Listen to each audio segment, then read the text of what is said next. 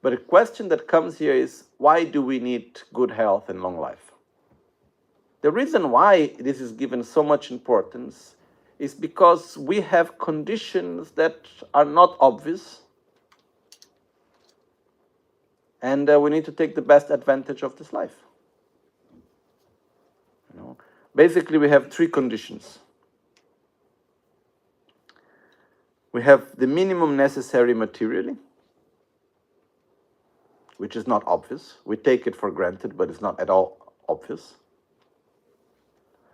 We have someone that guides us correctly on a spiritual path. And we have the wish to practice. And these three conditions, they may look quite normal, but actually they are not. So when we look in our life, around us, most people that we know, they have these three conditions or not?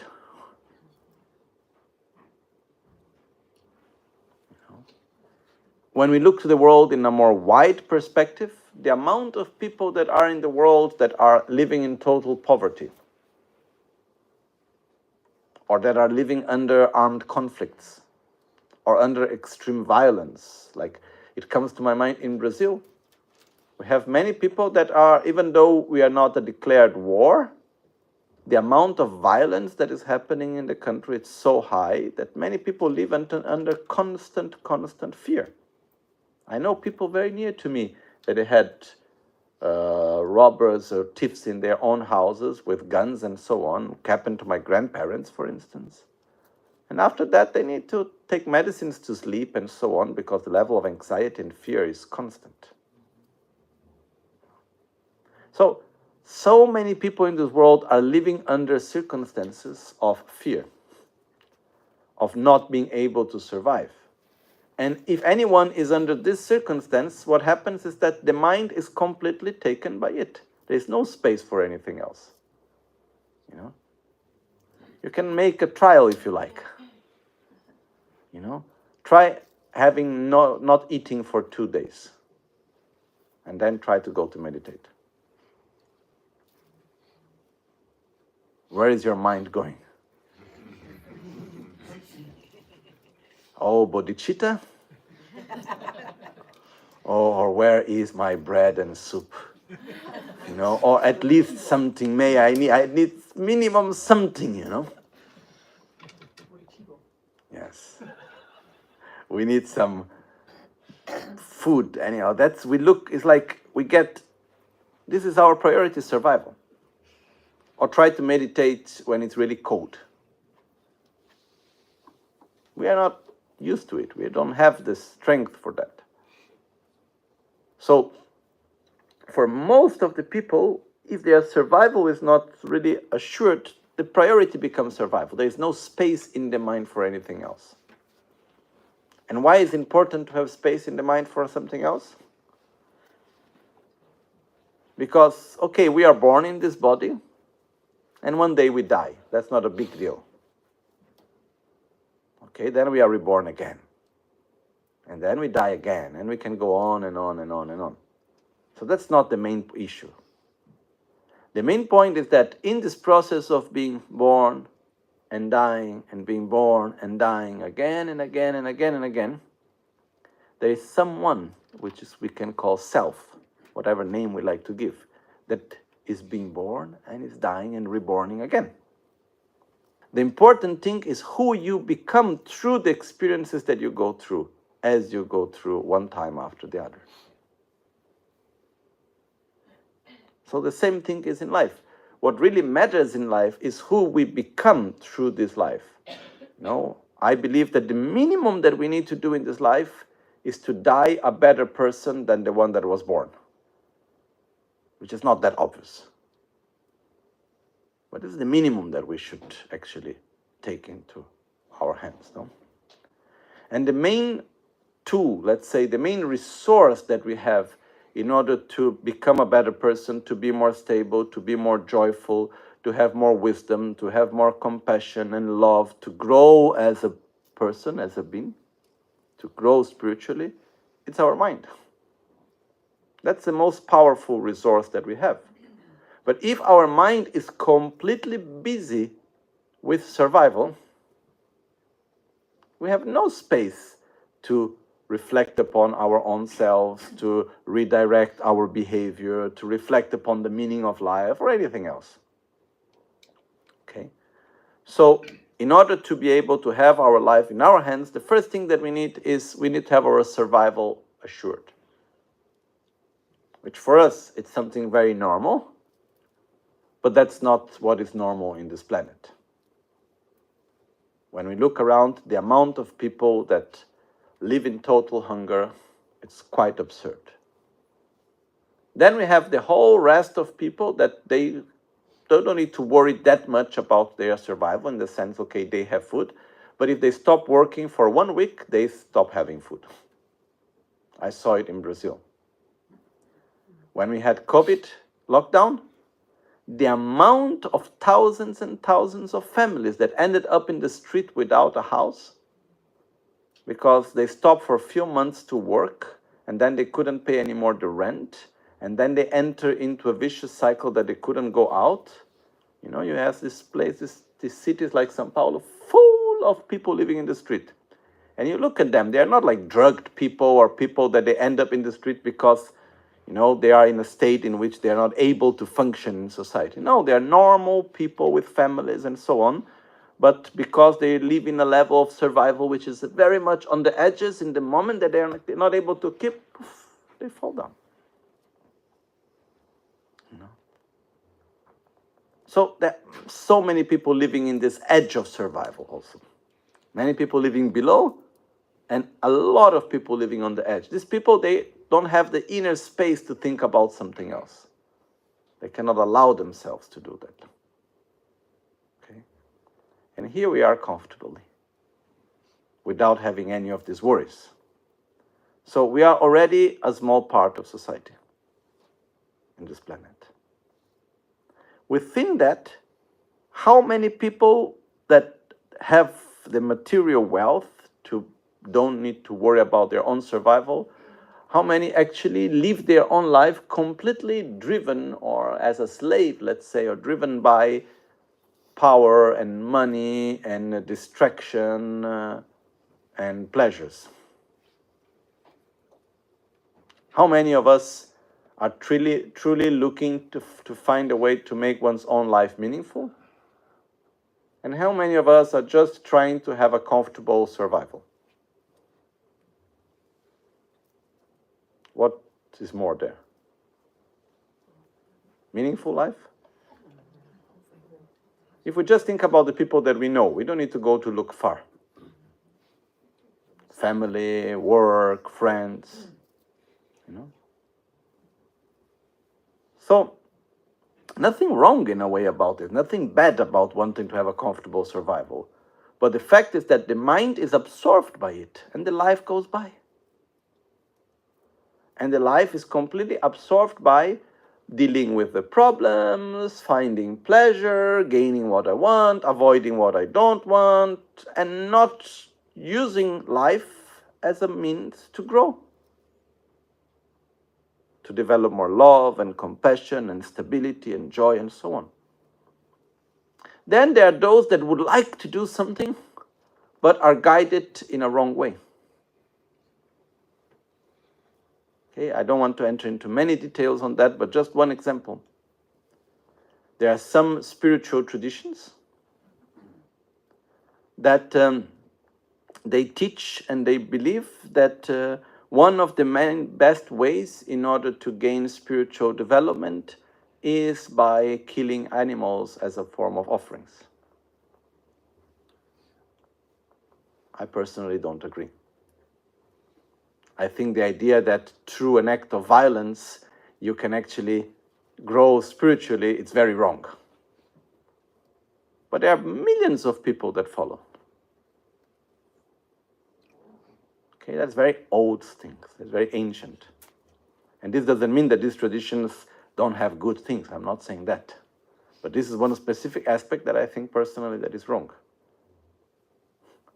So, then we can also see how many people we look around and we see that are actually manipulated. They have a good intention, but they end up in a context of someone that just wants mainly to have their own benefit or mundane benefit of power and money, and they use the goodwill of others. It happens also, no? So the first condition, to have the minimum material. The second condition, to have actually someone that is guiding us correctly. Why do we need someone to guide us? No. The other day, our friend Rohir was saying that there is this scientific research in which is showing that 80% of our thoughts are repetition of the thoughts that we already had. And we only transform based on interaction, actually. So if we only interact with ourselves, most probably we remain in the same place where we are.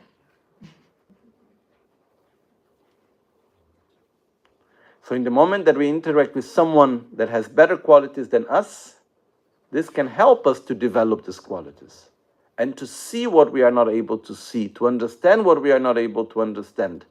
That's why we need that. That's why sometimes, joking, it happened a few times that someone was saying to me, oh, I am the best of my class, and I am the best one in the job and in the school or something like that. And I would go and I would say, that's not a good sign. You need to change school. You need to change work. If you are the best one, you are better than everyone else, means it's better to be in a place where, okay, you are at least okay, maybe you are average, but you have other people that are better than you, that you can look for them and you can learn from them. That's even better, actually, no?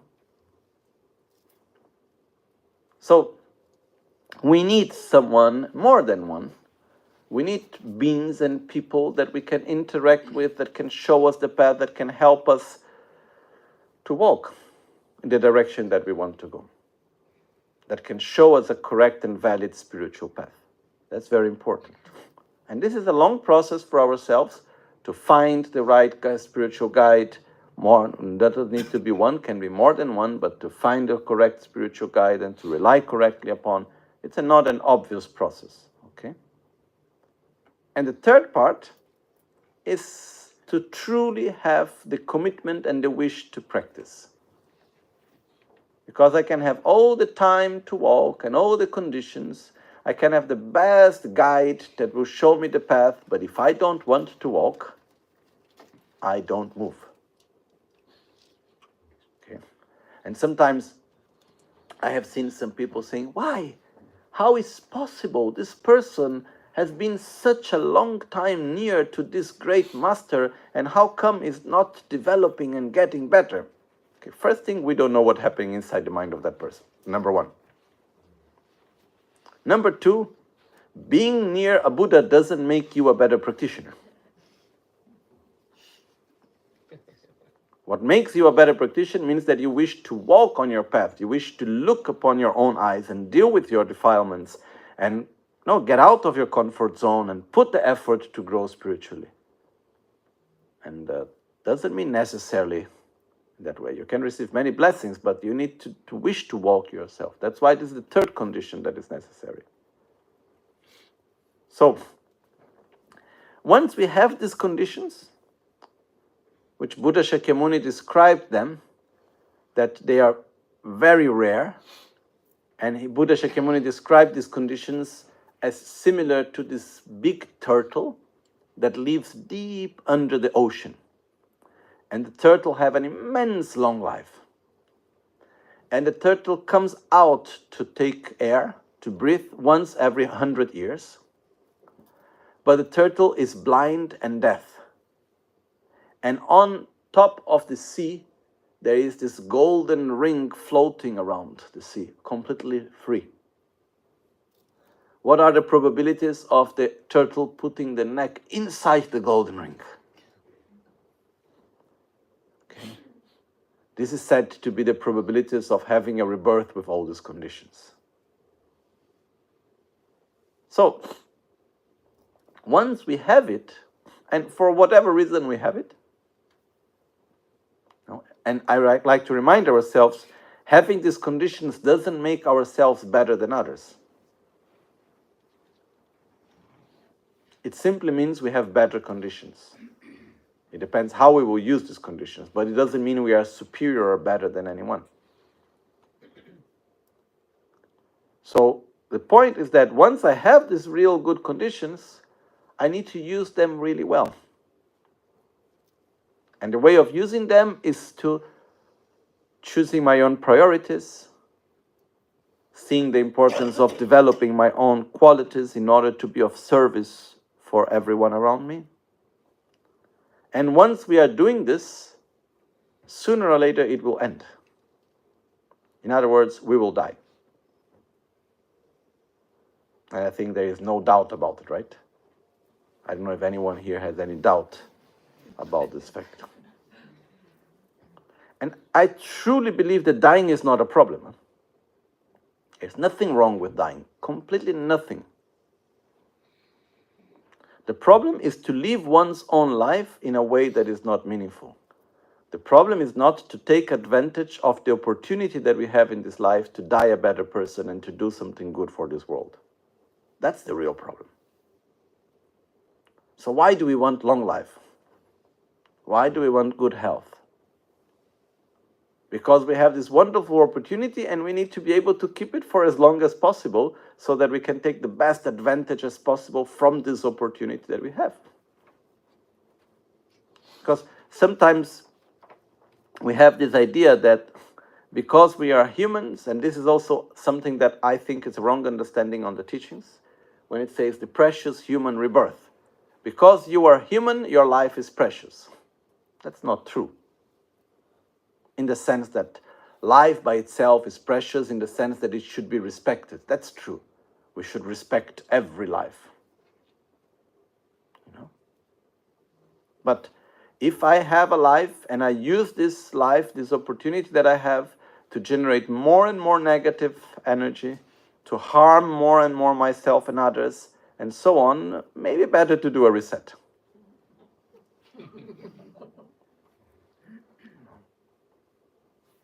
Because it didn't go so well.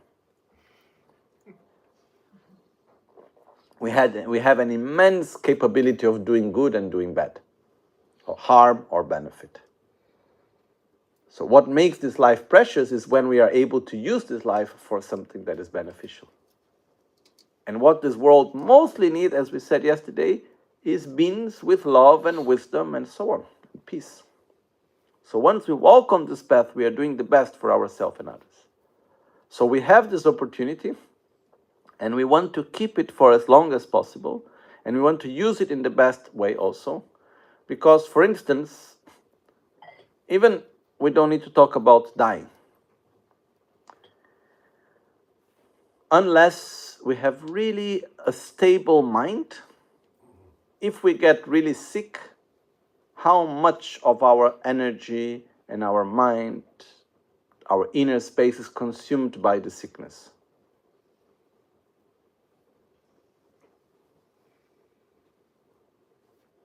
Half? More? Less? 80%? A lot. Right?